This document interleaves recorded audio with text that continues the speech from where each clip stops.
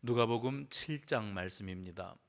누가복음 7장 후반부 오늘 본문의 말씀에 보면 바리새인 시몬이라고 하는 이름을 가진 바리새인이 예수님을 자기 집으로 식사 초대하는 장면이 등장을 합니다. 그리고 예수님은 그의 초청에 응하시지요. 그래서 예수님께서 바리새인의 집에 들어가 계시는데 돌발 사태가 벌어졌습니다. 이 일은 바리새인 시몬조차도 전혀 예상하지 못했던 그런 사건이었습니다. 한 여인이 있었는데 이 여인은 동네에 죄 많은 여인으로 널리 알려져 있었던 그런 여인입니다. 이 여인이 무슨 죄를 저질렀길래 동네 사람들이 누구도 다 알 수 있을 만한 그런 죄인으로 낙인 찍혀 있었는지에 대해서 그 죄목을 알 길은 없습니다. 다만 우리가 짐작할 수 있는 것은 이 여인이 지은 죄가 사회적으로 매우 부도덕하고 또 잘못된 죄인지라 이 여인은 죄인이 되었고 그리고 세상 가운데 고개를 들고 다닐 수 없을 만한 그런 부끄러운 죄를 지은 여인이었습니다. 그런데 이 여인이 예수님이 어디 계시는가에 대해서 집중하고 있었고 지금 이 순간 예수님이 바리새인 시몬의 집에 계시다 하는 소식을 듣고 예수님께로 찾아가기로 결단한 겁니다. 고개를 들고 다닐 수 없었다는 말은 사회적으로 매장이 되어서 그 누구도 이 여인과 상종해 주지 아니하고 그리고 더군다나 바리새인 시몬의 집으로 이 여인이 찾아 들어간다고 하는 것은 바리새인이 죄인된 여인을 초청할 리도 없고 그리고 사회적으로 이 여인이 바리새인 집에 들어간다고 하는 것은 용납될 수 없는 그런 상황이었어요. 그런데 이 여인이 예수님 거기 계시다는 소문만 듣고 예수님을 만나 뵙고 뭔가 자기가 해드리려고 마음을 먹었기 때문에 준비했던 것을 챙겨서 예수님 계시다고 하는 바리새인의 집으로 찾아 들어간 겁니다. 찾아 들어갈 때에는 대단한 용기가 필요했을 겁니다. 그 용기는 예수님만을 향하는 집중력, 그 집중력에서 나오는 거예요. 우리는 성경 말씀을 보면서 야이로의 딸이 죽어간다는 소식을 듣고 회당장 야이로와 함께 예수님이 그의 집으로 향하시다가 12년 동안 혈루증을 앓던 한 여인이 예수님의 옷자락에만 손을 대어도 내 병이 낫겠다 하는 그 믿음과 확신을 가지고 과감하게 예수님 뒷곁으로 다가와서 예수님의 옷자락을 움켜쥐었다가 놓은 사건을 기억합니다. 이 여인은 혈루증을 앓고 있었기 때문에 그때 당시 사회에서는 이 여인의 질병은 대단히 세상적으로 드러내놓기 부끄러운 질병이었어요. 그래서 자기 자신의 존재 자체 또한 연약함 자체를 숨기고 살 수밖에 없는 여인이었더랬는데 이 여인이 어떻게 많은 사람들이 예수님 주변에 몰려있는 곳으로 갈 생각을 했고 그리고 예수님 곁에 다가설 생각을 했고 그리고 예수님의 옷자락에 손을 댈 생각을 했을까? 이걸 집중력이라고 하는 겁니다. 삭개오라고 하는 사람은 세리인데 세리는 이때 당시 사회에서 사람들이 돈만 많지 그것은 인간이 아니다, 인간으로 우리가 취급하지 않는다 해서 완전히 사회적으로 따돌림 당하던 직책이 세리였어요. 그런데 이 세리 삭개오가 예수님을 만나기를 원했기 때문에 돌 감람나무 위로 뛰어 올라갔다. 그래서 예수님이 어디에 계시는가를 살폈는데 지나가시던 예수님이 예수님께 그렇게 집중하고 예수님 한번 뵙기를 원하는 그를 올려다 보시고 내려와라, 내가 오늘 밤에 내 집에 머물러야 되겠다 하는 그 말씀 한마디로 그가 감동하고 감격해서 예수님을 자기 집으로 모셨던 이런 장면들을 떠올립니다. 뿐만이겠습니까? 성경 안에는 예수님께 집중하고 예수님을 만나기 위해서 남들이 뭐라고 하던 사회적으로 자기 신분이 어떻든 자기가 율법적으로 어떤 위치에 있든 이것과 전혀 상관하지 않고 오로지 예수님만을 만나기 위해서 다가섰던 이런 인물들이 있었어요. 그만큼 자기가 절박했다는 거겠죠. 자기가 다급하고 절박하기 때문에 누가 뭐라든지 이제 나는 마지막이다 하는 심정으로 예수님께 다가섰던 사람들이 있는데, 오늘 이 여인, 동네에서 죄 있는 여인, 죄 많은 여인으로 낙인 찍혀서 사람들이 그를 상종해 주지도 않는 그런 여인, 외로운 여인이었습니다. 그런데 이 여인이 예수님이 바리새인의 집에 있다고 하는 소식을 듣고 예수님이 계시는 그곳으로 들어왔는데, 바리새인의 집에 이 여인이 들어서는 것 자체가 용납되지 않는 일이었는데 그 일을 감행했고, 그리고 예수님 서 계시는 발 곁에 서서 눈물을 떨구는데, 그 눈물이 그냥 흐느끼는 눈물 정도가 아니고요, 통곡의 눈물이었어요. 뭘 보면 알 수 있는가 하면 이 여인이 흘리는 눈물이 예수님의 발을 적셨다. 예수님의 발이 푹 젖을 만큼 이 눈물을 흘렸기 때문에 이 여인의 눈물은 통곡하는 눈물이었다. 얼른 생각을 하면 이 여인은 뭔가 응어리졌던 것, 한 맺혔던 것이 풀린 사람이 그 오랜 세월 눌리고 눌렸던 것이 한 번에 터져 나오지요. 그래서 북받쳐 올린다 그러지 않습니까? 북받쳐 오르는 그 감정을 억제할 수가 없어서 예수님 곁에 서서 그렇게 눈물을 떨구었다는 거예요. 그리고 예수님의 발이 펑 젖으니까 자기가 그 밑에 무릎을 꿇고 자기 머리털로 예수님의 발을 닦아드리고 예수님의 발에다가 자기 입 맞추고, 그리고 자기가 준비해온 향유를 예수님께 아낌없이 부어드렸다 그랬어요. 오늘 본문에 이 돌발 사태가 벌어지는 장면이 묘사되고 있습니다. 그때 그 집 주인이었던 바리새인 시몬이 당황했겠지요. 자기 손님인데, 예수님 우리 집에 와 계시는데 이 여인이 갑자기 뛰어들어오더니 이런 일을 행하였어요. 그때 바리새인 시몬이 지금 이런 일이 일어나고 이런 일을 벌이는 이 여인을 바라본 것이 아니고 이 시몬이 예수님을 바라보고 있었어요. 지금 이 여자가 왜 이러지 하면서 동시에 예수님이 이 여자의 이런 행위를 어떻게 받아들이고 계시는가를 시몬 바리새인은 주목하고 있었습니다. 그런데 이 여인이 지금 예수님의 발을 자기 머리털로 닦고 입 맞추고 향유를 부어드리니까 접촉이 일어나는 것 아닙니까? 부정한 여인, 죄 많은 여인이 예수님께 접촉하는데 예수님이 이 일을 그냥 내버려 두고 계세요. 그 여인의 섬김을 그냥 그대로 받고 계세요. 그때 바리새인 시몬이 뭐라고 말을 하는가 하면, 아니 이 여인은 그렇다 치고 예수님은 이 여인이 어떤 여인인지 몰라? 선지자라며. 선지자면 다 꿰뚫어보고 알고 있는 사람일 텐데 사람들이 예수를 선지자라고 하던데 이 여인이 동네에서 모르는 사람이 없을 정도로 부정하고 죄 많은 여인인데 이 여인이 예수님의 몸에 손을 대고 하는 이런 모든 행위를 그냥 내버려 두고 계시는 것에 대해서 이 바리새인 시몬이 의아해했다는 겁니다. 그때에 예수님께서 시몬에게 말씀하셔요. 내가 너에게 할 말이 있다. 지금 이게 뭐지? 어쩌려고 이러지? 왜 이 여인은 이런 짓을 행하고 예수님은 이런 일을 행하는 더러운 죄 많은 여인을 그냥 내버려 두고 용납하고 계시는 거지? 하는 이 상황입니다. 그래서 이 상황을 이 시몬에게 설명해 주시기 위해서, 그가 알아들을 수 있게끔 예수님이 설명해 주시기 위해서 비유의 말씀을 드세요. 근데 이 비유의 말씀에, 야 시몬아, 내가 너한테 할 말이 있어. 어떤 사람이 빚을 주었다. 돈을 빌려줬어요, 누구한테? 근데 어떤 사람에게는 500데나리온의 빚을 주었고 어떤 사람에게는 50데나리온의 빚을 주었다. 그러면 10배지요. 근데 이 500데나리온, 50데나리온이 지금의 우리 시대로 환산하면 뭐 얼마가 되고 뭐 엄청나게 큰 돈이고 그러는데, 이거 환산할 것도 없이 하여튼 어마어마하게 큰 돈입니다.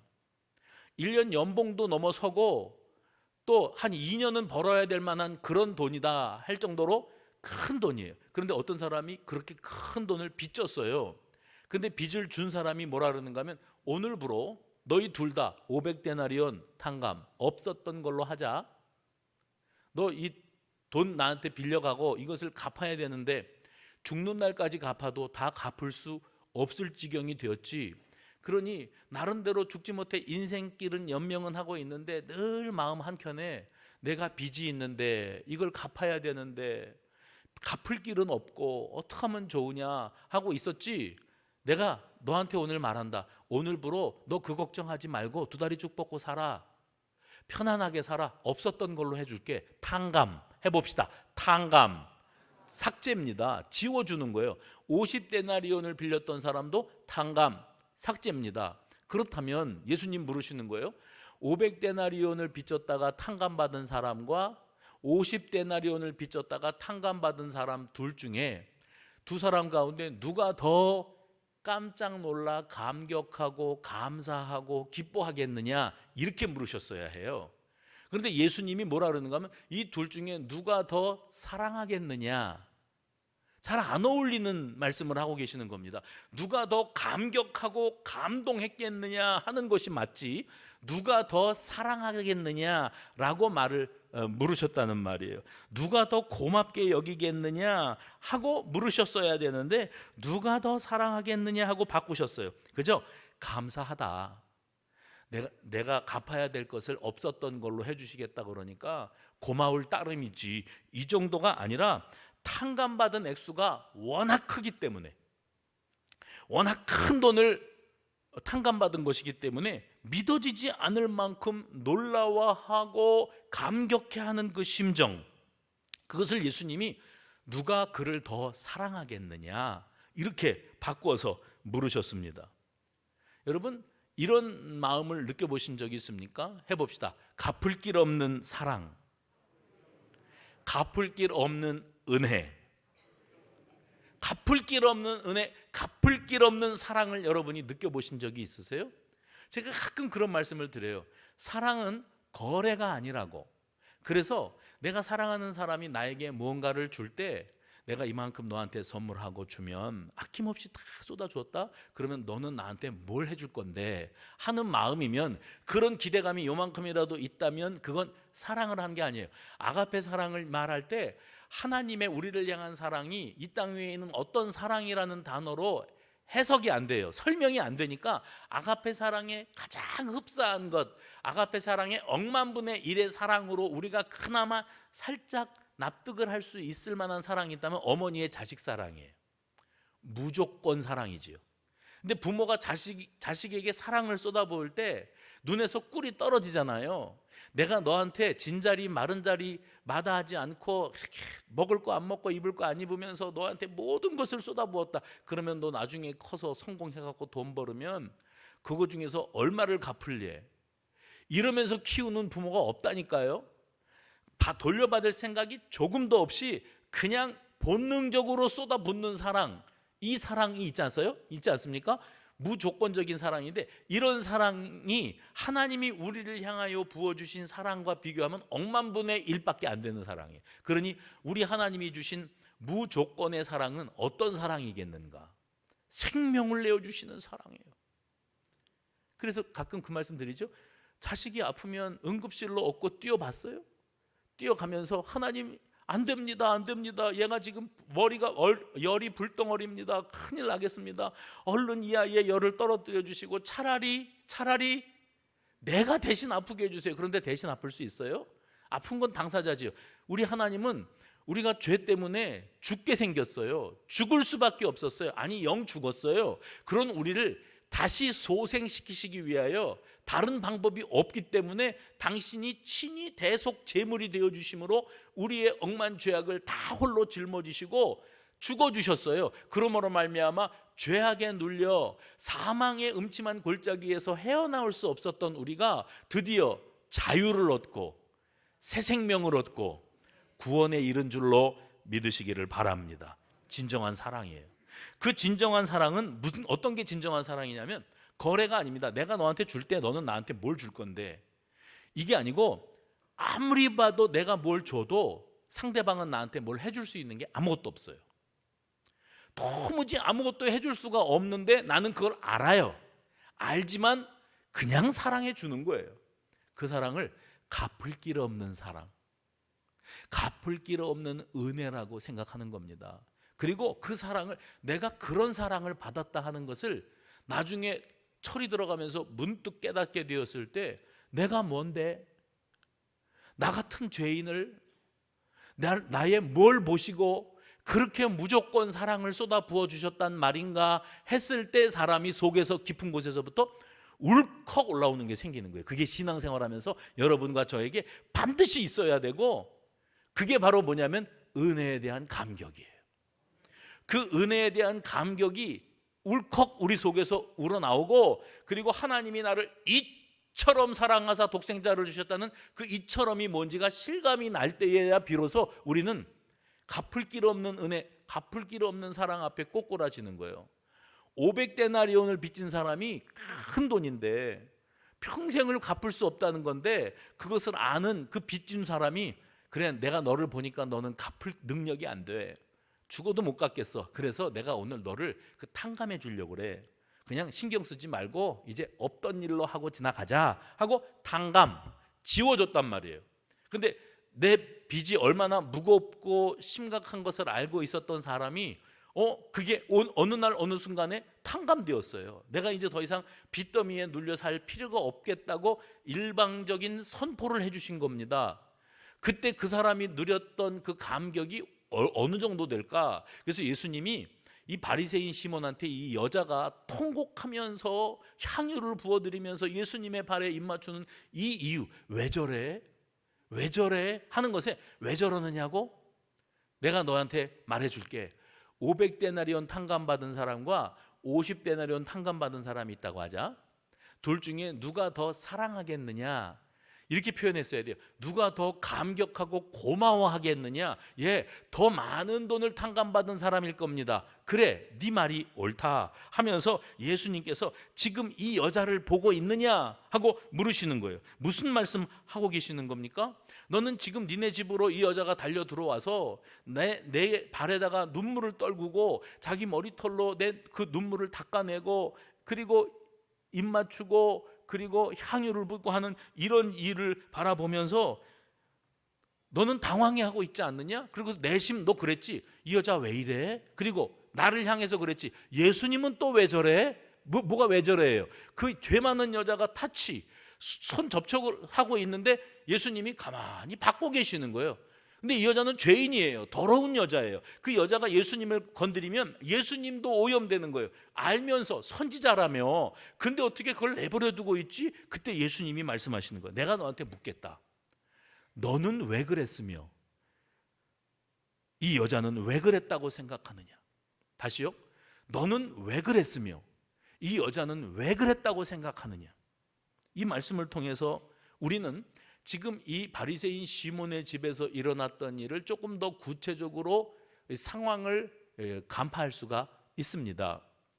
이때 상황을 보면 아마도 이 바리새인 시몬은 예수님을 자기 집으로 초청할 때 정말 순수한 마음에서 예수님께 식사 한번 대접해야겠다 하는 그런 마음이 전혀 아니었고요.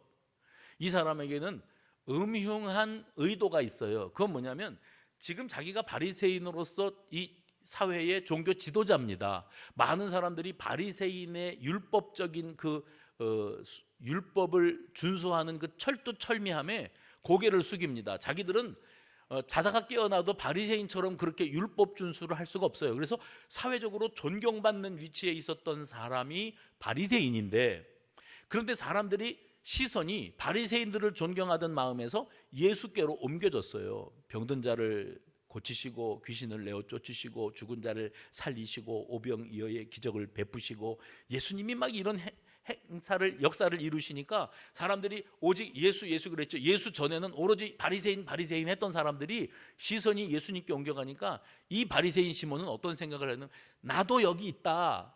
이 사회에서 그동안 존경받던 지도자였던 내가 여기 있는데 너희들이 나를 잊고 예수만 따라다니니 이제 내가 여기 있다고 시선을 자신에게로 다시 돌리게 하기 위한 의도를 가지고 예수님을 자기 집으로 초청하는 거예요. 그러면 사람들이 생각할 때 예수님하고 우리가 사랑하고 존경하고 따르는 예수님하고 잊혀진 사람 바리새인은 친한 사이였구나.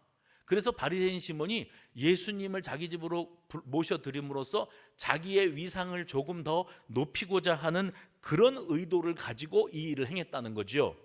게다가 예수님이 너는 왜 그랬고 이 여인은 왜 이런다고 생각하느냐 하시는 그 질문의 의도가 어디에 있는가 하면, 일반적으로 이때 당시 사회에서 손님을 초대하면 자기 집으로 들어오는 손님에게 발을 씻을 물을 제공하거나 아니면 노예를 시켜서 그 발을 씻겨드리도록 합니다. 이 광야 지역이니까 다 척박한 땅에 신발 샌들을 신고 걸어 다니면 먼지가 풀풀 올라오는 그런 동네 아닙니까? 그러니 어느 집에를 가든지 손 씻고 발 씻을 물이 준비되어 있는 것은 기본 중에 기본이었어요. 그리고 사람이 들어오면 손을 마주 잡아요. 두 사람이 손을 마주 잡고 오른쪽 뺨 왼쪽 뺨을 번갈아 가면서 댑니다. 이게 이제 인사법입니다. 그런데 가만히 보니까 바리새인 시몬은 예수님을 자기 집에 초대해 놓고 막상 예수님이 들어오시는데 그런 행동을 하나도 안 했어요. 그러니까 발 씻을 물도 준비해 놓지 않았고, 그리고 예수님께 제대로 된 인사도 하지 못했습니다. 그런데 이 여자는, 시몬은, 집주인은 해야 할 일을 안 했는데 이 여자는 여기가 자기 집도 아닌데 죄 많은 이 여인이 바리새인 집으로 들어와서 예수님의 발에 눈물을 떨어뜨리고 그리고 자기 머리털로 닦아드리고 입 맞추고 향유를 아낌없이 부어드렸어요. 오늘 지금 이 장면을 예수님께서 바리새인 시몬에게, 아니면 이 자리에 있는 저와 여러분에게 밝히 드러내시면서 뭔가 메시지를 주고자 하신다는 겁니다. 지금 이 여인이 예수님의 발에 집중하고 있는 거 보이십니까? 예수님의 발에 눈물을 떨어뜨리고 예수님의 발에 떨어진 눈물을, 펑 젖은 발을 자기 머리털로 닦고 그 발에 입 맞추었다, 그런 이야기를 들을 때 이 히브리인들에게 있어서 발이 어떤 이미지인가를 여러분이 생각해 보실 필요가 있습니다. 세례 요한이 자기 자신이 어떤 위치에 있는가를 소개하는 장면이 있어요. 거기 누가복음 3장 16절에 보면 이렇게 되어 있습니다. 나는 물로 너희에게 세례를 베풀거니와 나보다 능력이 많으시니가 오시나니 나는 그의 뭐를 풀기도, 신발끈을 풀기도 감당하지 못하겠노라. 신발끈을 푼다? 아니, 신을 신고 벗으려면 지가 풀고 매고 하면 되지요. 아니요, 이 사회에서는 종이 있어요. 집집마다 그 노예가 누가 손님이 오면 신발끈을 풀어드리고 또 신발끈을 매드리고 하는 일이 있거든요. 그러니까 세례 요한이 자기가 예수님과 비견되게 자기의 위치가 어떤가 하면, 나는 그분, 내 뒤에 오실 분과 비교하면 신발끈을 풀기도 감당할 수 없는 신분이다. 나는 노예, 종보다도 못한 게 바로 나다. 나는 그렇게 미약한 존재다 하고 자기를 소개했던 적이 있습니다. 신발끈 푸는 것과 발 닦을 물을 가져오고 발을 닦아주는 일은 노예들이 하는 일이었어요. 가장 비천한 신분을 말할 때 이 발과 연결해서 말을 합니다. 요한복음 13장 14절 15절 보면 예수님께서 십자가에 달리시기 전에 여러분이 알고 계시는 그 최후의 만찬, 마지막 만찬 자리를 마련하신 적이 있었어요. 그때 예수님이 허리에 수건을 동이시고 제자들의 발을 일일이 씻겨주시는 장면이 나옵니다. 스승이세요. 아니면 제자들이 예수님을 주여 이렇게 불렀거든요. 랍비여, 선생님, 스승으로 불렀고, 주여, 나는 주인 되시는 주님의 종입니다, 이렇게 불렀거든요. 그런데 주인이신 그분이, 스승이신 그분이 제자들의 발을 잡으셨어요. 발을 닦아주려고 그러면 책상다리하고 폼 잡고 닦아줄 수가 없죠. 발을 닦아주려고 하면 그 앞에 무릎을 꿇을 수밖에 없습니다. 자연스레 그런 자세가 나옵니다. 스승이시고 주인이신 예수님이 제자들 앞에 무릎을 꿇고 대야에 물을 담아와서 그들의 발을 닦으시고 허리에 동인 수건으로 닦아주시고 또 옆으로 가서 그들의 발을 닦아주시고 이 일을 하셨다는 거예요. 요한복음 13장 1절은 이렇게 시작됩니다. 6월절 전에 예수께서 자기가 세상을 떠나 아버지께로 돌아가실 때가 이런 줄 아시고 세상에 있는 자기 사람들을 사랑하시되 끝까지 사랑하시니라. 이걸 사랑하셨다고 표현을 하고 있어요. 발씻김이 곧 무엇이었는가 하면 진정한 사랑의 표현 방식이었어요. 자존심도 체면도 내 신분도 다 필요 없어요. 이 발을 붙잡고 발을 씻겼다는 것은 진정한 사랑의 표현이었다, 이렇게 말씀드릴 수 있었어요. 그래서 요한복음 13장의 4절과 5절에 보면 저녁 잡수시던 자리에서 일어나 겉옷을 벗고 수건을 가져다가 허리에 두르시고 대야에 물을 떠서 제자들의 발을 씻으시고 그 두르신 수건으로 닦기를 시작하여, 이렇게 되어 있습니다. 과거에 이스라엘 백성들이 애굽에서 430년 동안 종살이한 적이 있었죠. 애굽 사람들에게서 억압과 또 고통을 당하면서 종살이할 때에 이 이스라엘 백성들이 이 수건을 허리에 동이고 물대야에 물을 담아 가지고 와서 주인 되는 사람의 발을 씻겨주는 이 장면을 오늘 여기에 그대로 연상시키고 있습니다. 발을 씻겨주는 일은 바로 이렇게 종된 모습으로 주인을 섬겨드리는 노예, 종들이 하는 일이었어요. 예수님께서 이런 행동을 제자들에게 하셨다는 겁니다. 왜 그러셨을까? 왜 그러셨을까? 어떤 메시지를 주시기 위한 의도가 분명한데, 그건 제자들에게 하나님을 사랑하고 이웃을 사랑하고 겸손하고 봉사하면서 섬김의 삶을 살라고 내가 너희들에게 본을 보인 것이다, 샘플된 것이다. 그래서 이 장면을 당황스럽게, 우리가 예수님을 씻겨드려야 될 일인데 어떻게 예수님이 우리의 발을 씻겨주시려고 하신다는 말씀입니까? 하고 거부도 하려고 했는데, 아니다, 내가 이렇게 너희들을 섬기면서 너희도 또한 너희 주변에 있는 사람, 가족과 이웃과 이 세상에 살아가는 사람들을 그렇게 섬기라고 내가 너희들에게 본을 보인 거야. 그러면서 하신 말씀이 요한복음 13장 14, 15절에 내가 너희의 발을 씻었으면 너희도 서로 발을 씻어 주어야 된다. 내가 너희에게 한 것처럼 너희도 하라고 내가 본을 보인 것이다. 너희가 나를 선생이라 주라 부르는데 너희 말이 옳다. 내가 너희들의 선생이고 주인이다.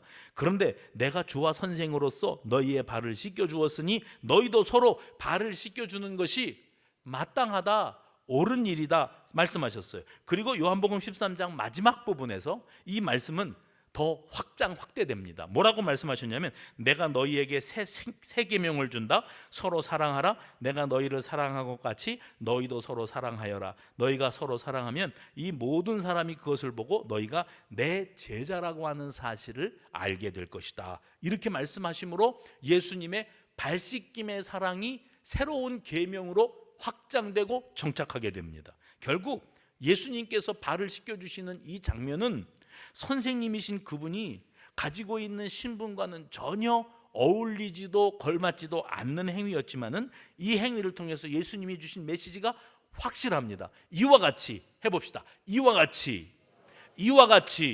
너희도 서로 사랑하라. 이게 예수님이 주시는 메시지였어요. 너희도 서로에게 종의 섬김과 같이 그렇게 섬김으로 주고 섬김을 받고 살아가도록 내가 너희들에게 이렇게 생생한 본을 보임으로써 교훈한다, 이렇게 말씀하신 거예요. 오늘 본문으로 다시 돌아옵니다. 오늘 본문으로 돌아와서 어떤 여자가 바리새인 시몬의 집에 계시는 예수님 곁으로 다가와서 눈물을 뚝뚝뚝 떨어뜨리는데, 눈물을 얼마나 떨어뜨렸는지 예수님의 발이 펑 젖었어요. 그 앞에 무릎을 꿇고 자기 머리털로 예수님의 발을 닦아드리고 그 발에다가 자기의 뺨을 대며 입 맞춥니다. 그리고 자기가 준비한 향유를 부어드립니다. 시몬은 어떤 생각을 했다고요? 왜 저래? 왜 저래? 지금 제정신이야? 남의 집에 와가지고 내가 초청한 손님인 내 예수님에게 왜 저래? 하고 말했어요. 그리고 어떤 생각했다고요? 저 여자는 그렇다 치더라도 예수님은 또 왜 저래? 저 여자가 어떤 죄인인 줄 알면 털끝도 건드리지 못하게 하셨어야 되는데 예수님의 발을 붙잡고 저러는데 예수님 가만히 보고만 계시는 거야. 이 여자가 누군지 몰라서 그러신단 말이에요. 선지자라며. 지금 이런 상황이 벌어지고 있는 거예요.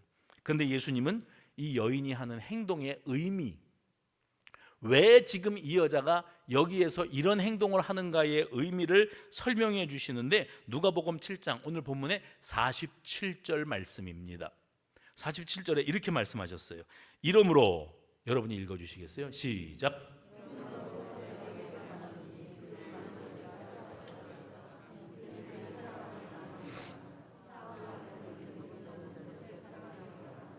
거기에 생략된 구절이 있어요. 사함을 받은 일이 적은 자는 적게 사랑하는 일이니라. 앞에 뭐가 있냐면 사함을 받은 일이 많은 자는 더 많이 사랑하느니라. 이게 빠져 있어요. 무슨 말입니까? 내가 너에게 말하노니 그의 많은 죄가 사하여졌기 때문이라. 이는 그의 사랑함이 많음이라. 사랑함이 많음이라는 표현은 이렇게 표현됐어야 돼요. 내가 받은 탕감의 분량이 너무 커요. 용서받을 수 없는 죄인이었어요. 내가 더 잘 알아요. 그런데 우리 주님이 그 모든 죄를 대신 짊어지시고 대속의 죽음을 죽으실 거라고 하는 대속의 복음, 이것을 이 여인이 깨닫게 되었을 때 아까 말씀하신 사함을 받은 일이 많은 사람은 더 많이 사랑한다, 더 많이 고마워하고 더 많이 감격한다 했던 것처럼 탕감받은 게 크고 많은 이 여인은 자기가 어떤 지경에서 어떤 용서와 사랑과 치유와 회복을 얻게 되었는지를 생각하면 지금 예수님의 발을 닦아드리고 향유를 붓고 하는 이러한 행위를 두고 사람들은 그 감격을 모르니까, 그 감동을 깨닫지 못하니까 왜 저래? 하지만 당사자는 그 감격을 실제로 누리고 있으니까 이것보다 더한 것이라도 아깝지 않아요. 후회가 없어요. 또 누가 뭐라고 하든지 상관하지 않아요. 집중력, 아까 그 집중력을 말씀드렸죠.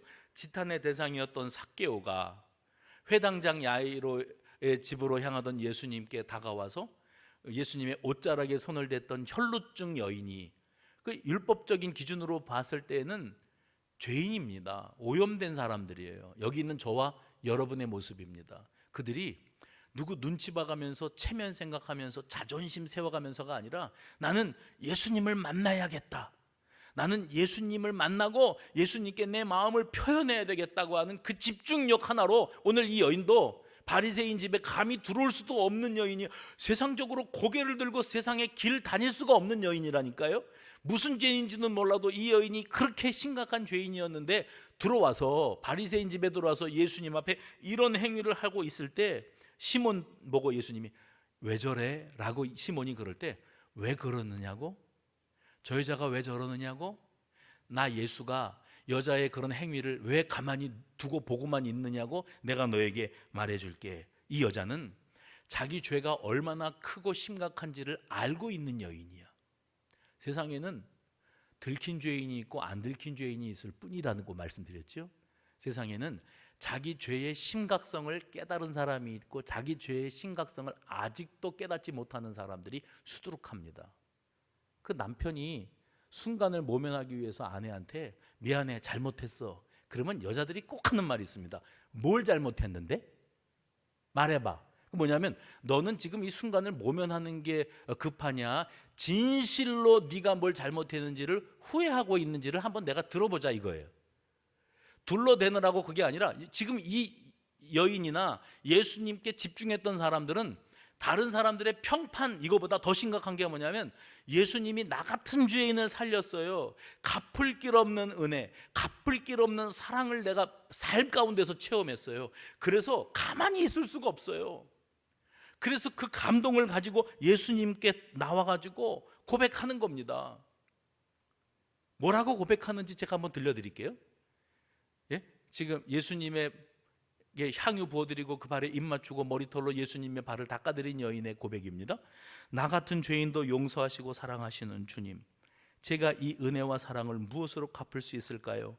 내가 받은 은혜를 생각하면 눈물만 쏟아집니다. 내 하염없는 감격의 눈물이 예수님의 발을 적시니 주저함도 부끄러움도 없이 나는 예수님의 발을 내 머리털로 닦습니다. 그리고 내 평생의 모든 전 재산이나 다름없는 향유를 전혀 아깝게 여기지 아니하고 예수님께 부어드립니다. 남들은 이런 행위를 납득하지 못하겠지만 이건 내 마음에서 우러나오는 진심을 표현한 것일 뿐입니다. 아마 제게 향유보다 더 값진 무엇이 있었다면 그걸 드리기도 주저하지 않았을 겁니다.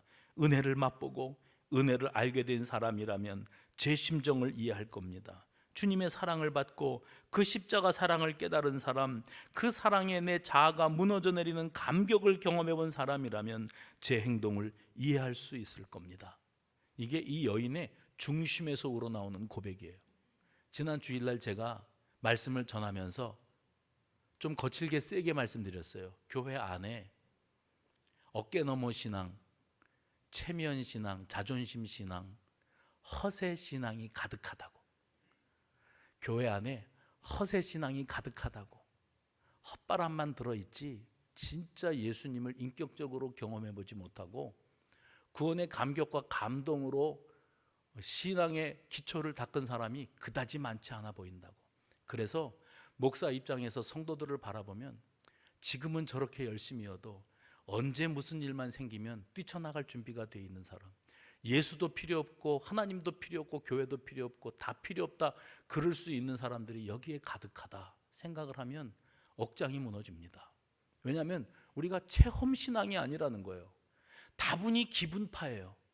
다분히 내 컨디션 좋고 인생길이 수월하게 풀리면 주여 주여 할렐루야 아멘 이게 된다니까요. 그러다가 내 인생이 꼬이고 힘들고 버겁고 하면 하나님은 어디서 뭐 하시냐, 휴가 가셨냐, 방학이시냐, 애초에 안 계신 거 아니었냐 이래가면서 셀쭉해지고 자기 우울감에 빠지면 교회 등 돌릴 사람들이 수두룩하다니까요. 이게 우리가 지금 신앙생활을 하고 있는 우리의 수준인 겁니다. 그런 우리를 아시는 하나님께서 나 같은 죄인, 참 구제불능입니다. 500데나리온 뿐이겠습니까? 도무지 해결이 되지 않을 만한 이 어마어마한 죄악을 안고 살아가는 우리들을 십자가 대속의 죽음 단 한 번의 사역을 통해서 우리의 억만 죄악을 탕감해 봅시다. 탕감, 용서하신 거예요. 삭제하신 거예요. 없었던 일로 된 거예요. 그래서 우리가 죄에 눌려 살던 우리가 자유함을 얻게 된 거예요. 어떤 사람은 그렇게 그 자유함을 누리고 살면서 구원의 감격, 나 같은 죄인 살리신 그 은혜 놀라워, 그 은혜 고마워, 갚을 길 없는 사랑, 갚을 길 없는 은혜 이러면서 감격적인 신앙생활을 하는가 하면 어떤 사람은 맹숭맹숭하다니까요. 그게 듣기는 들었는데 이론적으로는 내가 뭔 소리인지 알겠는데 내 마음에 뜨겁게 울컥 내가 받은 탕감이 어떤 탕감인지, 내가 받은 용서와 사랑이 어떤 사랑인지 이게 실감이 나지 않는 사람들이 교회 안에 가득하다니까요. 그래서 급한 것은 신앙생활을 흉내내는 일이 아닙니다. 교회 생활, 종교 생활을 흉내내는 게 아니고 나도 주님을 좀 만납시다. 주님, 나도 주님을 좀 만납시다. 내가 컬컬하고 또 얽매여 있는 심령, 뭔가에 매여 이 해결되지 않은 500데나리온이 내 중심에 자리 잡고 있는데 아직도 나는 이 탕감이 실감이 안 나요. 탕감이 실감이 안 나요. 십자가 대속의 은혜가 실감이 안 나요. 나 같은 죄인 살리신, 왜 날 사랑하셨는데요? 내가 이렇게 더럽고 내가 이렇게 추악한 죄인인데 그냥 아침부터 저녁 잠들 때까지 머릿속에 떠오르는 것이 다 더럽고 음탕하고 또 간교하고 내 것만 챙기려고 들고 하는 극도의 이기주의적으로 내가 살아가는 사람인데 주님은 내가 되돌려 드릴 게 아무것도 없어요. 이 여인은 향유라도 부어드렸지 나는 하나님 앞에 드릴 게 없는데 어쩌자고 나 같은 것을 무조건 아무 조건 없이 사랑하셨단 말씀입니까? 하고 코끝이라도 좀 찡하고 눈물이라도 핑 돌고 그 감동이라는 게 있어야 되거든요. 신앙생활에. 아니 드라마는 보면서 눈물을 떨구고 나이 들어가니까 남자가요 드라마를 보면서 또 누가 노래 부르는 거 보면서 눈물이 주르르 흐르고 그래요. 그게 뭔가 뭐 여성 호르몬이 뭐 활성화되고 여자들은 또 나이 들면은 남성화되어 가고 그런다는데 그런 감상주의 말고 텔레비전을 보면서는 눈물을 흘리는데 말씀 묵상하고 말씀 들으면서는 내 얘기로 와닿지 않고 맹숭맹숭 졸다가 깨다가 이러다가 가는 게 우리들의 수준이라니까요. 그러니까 오늘 여기 시몬 바리새인이 그러는 것처럼 왜 저래? 누가 울면서 기도하면 왜 저래? 누가 아멘 하고 고개 끄덕끄덕하면 왜 저래? 뭐 알아듣나 보지? 그러고 사는 거예요. 남의 얘기, 한 다리 건너 이야기예요. 신앙생활이 한 다리 건너 이야기가 되면 안 됩니다. 내 말씀이 되고 내가 받은 구원의 감동이 되고 내가 받은 용서가 되고 내가 뭔데 나 같은 것을 이렇게 사랑하셨습니까? 이게 되어졌을 때 비로소 나는 주님을 만났습니다. 주님을 만나시기를 바랍니다. 그냥 이렇게 예배당에 들락거리면서 착하게 살다 보면 천국 가겠지 아닙니다. 아니요. 착하게 살려고 예배당 나오는 게 아니라 내가 받은 구원이 어떤 구원인지를 깨달아 알기 때문에 그래서 마땅히 예배하는 거예요. 그래서 예배 자리에는 탕감받은 감격이 있는 사람들이 모이는 자리지 탕감 받으려고 오는 자리가 아니에요. 이제는 우리 주님의 사랑은 무조건이다. 왜 나 같은 죄인을 이렇게 용납하셨을까? 이 구원에 감격과 감동이 있는 저와 여러분이 되시기를 바랍니다. 오늘 본문의 말씀 말고도 마가복음에도 마태복음에도 요한복음에도 오늘 본문과 똑같은 장면들, 흡사한 상황들이 계속 표현되고 있습니다. 그런데 예수님이 이 장면들을 우리들에게 펼쳐 보이시면서 그 여인이 했던 헌신, 가룟 유다 같은 사람은 재정 담당인데 뭐든지 물질적인 가치로 계산이 돼요. 헌신하는 향유를 부어드리는 여인의 향유가 보여요.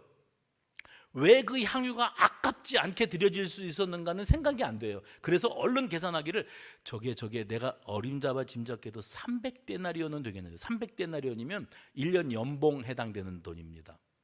그거를 팔아가지고 가난한 사람들에게 나눠주면 얼마나 좋았을꼬, 이런 마음을 품었는데 예수님이 성경 기자가 뭐라고 표현했는가 하면 그는 도둑이라.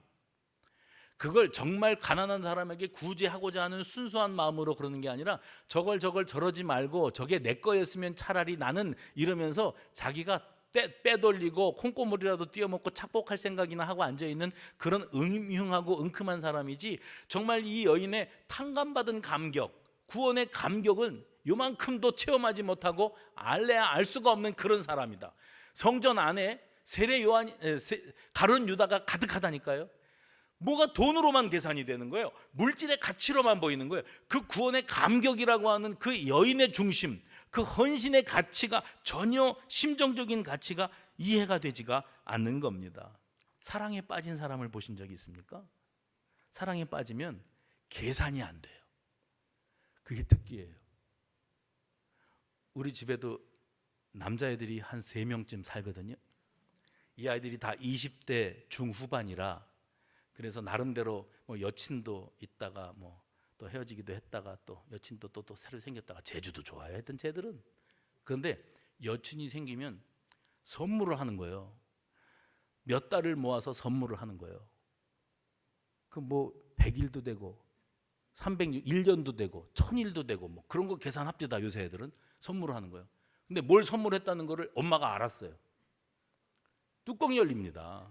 뭐라 그러는가 하면 지네 엄마한테는 양말 쪼가리도 하나 선물해 본 적이 없는 것이, 그 엄청난 비용을 들여가면서 그걸 그 여자애한테 갖다가 이렇게 표현해요. 갖다 바쳤냐? 이래요. 근데 그 소리가 이 아들들의 귀에 들려오느냐? 아니요. 나도 그 짓 해봤거든요, 과거에. 안 들려요. 왜냐하면 내가 이것을 정말 오랫동안 마음을 써서 준비했다가 갖다가 서프라이즈, 갖다가 이렇게 선물하면 얼마나 놀라고 감격스러워할까, 얼마나 좋아할까, 그거를 생각하는 거예요. 내가 이걸 주면 얘는 이 값어치 이상의 것을 나한테 해주겠지? 그럼 그건 거래를 한 거죠. 사랑을 한 게 아니죠. 사랑은 무조건이라니까요. 너는 나한테 아무것도 주지 마. 나는 그런 걸 바라지 않아. 바라고 하지 않아. 그런데 나는 너에게 이게 주고 싶어. 주는 게 행복이야. 그리고 나는 너무 좋아. 그게 진짜 사랑이에요. 눈에 뭐가 씌었죠? 콩깍지가 씌었죠. 하나님은 우리에게 사랑의 눈이 머셨대요. 난 그런 제목의 책도 봤어요. 하나님은 사랑의 눈이 멀었다. 나 같은 게 뭐가 이쁜 구석이 있다고 선물 비싼 거 사주신 게 아니라 생명을 내어주셨다니까요. 조건 없이. 그리고 내가 그 사랑을 받고 나서 갚을 방법이 없다는 것도 아신다니까요. 그러면서도 행복하셨어요. 생명 내어주시는 사랑으로 우리를 살리시는 것으로 더 이상 아무것도 바라지 않으세요. 그게 하나님의 우리를 향한 사랑입니다. 그 사랑을 깨닫고 맛본 사람은 500데나리온을 탕감받은 사람의 감격과는 비교도 되지 않겠죠. 그 무조건 사랑을 맛봤으니까. 그러니 그 예수님 앞에 내가 해드릴 건 아무것도 없는데 눈물만 나요. 오래 눌렸던 게 한 번에 푹 터져 나오는 거를 복받친다고 그러잖아요. 눈물이 쏟아져 나오는데 예수님의 발에 눈물이 뚝뚝뚝 떨어져서 펑 젖을 만큼. 그런데 주저하지도 않고 부끄러워하지도 않고 예수님 발 밑에 무릎을 꿇고 머리털로 예수님의 발을 닦아드리고 그 발에 입 맞추었다. 이 입 맞추는 것은 이 사람들의 인사 방식을 여러분 떠올려 보시면 양쪽 뺨을 번갈아 들이댄 겁니다. 예수님의 발을 소중하게 받들고 그 다음에 예수님의 발에 입 맞추고 향유 준비한 것을 예수님의 발에 부어드렸대요.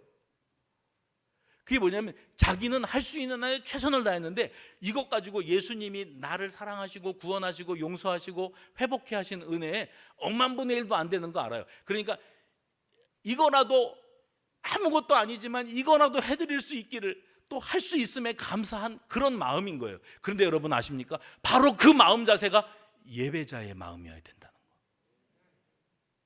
우리가 그런 마음으로 예배합니까? 이 여인의 심정으로 예배합니까?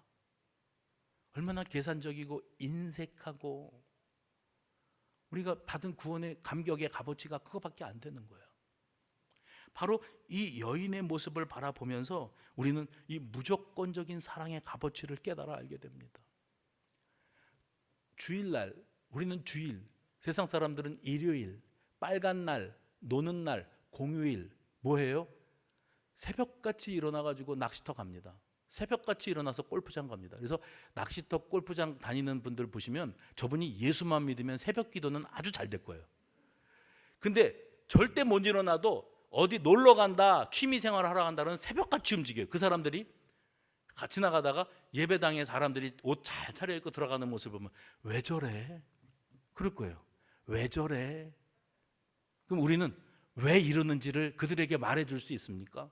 그냥 하던 짓이라 그래. 그게 아니고 나는 예배자의 자세, 한 번을 예배를 드려도 내가 받은 구원이 어떤 구원인지 그 구속의 은혜에 대한 진실한 감격과 감동이 있으므로 예배하고 성도의 교제하고 봉사하고 아멘 할 때까지 계속해야지. 구제하고 선교하고 태신자 운동하고 성경 공부하고 그게 예배자의 감격이에요. 구원 받아서 이거 하는 거지 구원 받으려고 이거 하는 거 아니에요. 나 같은 죄인 살리신 그 은혜가 너무나 크고 놀라워. 이 구원의 감격으로 주님 앞에 헌신을 마다하지 않고 최선을 다했던 이 여인의 헌신과 그 모습을 본받는 우리 모두가 되시기를 주의 이름으로 축원합니다.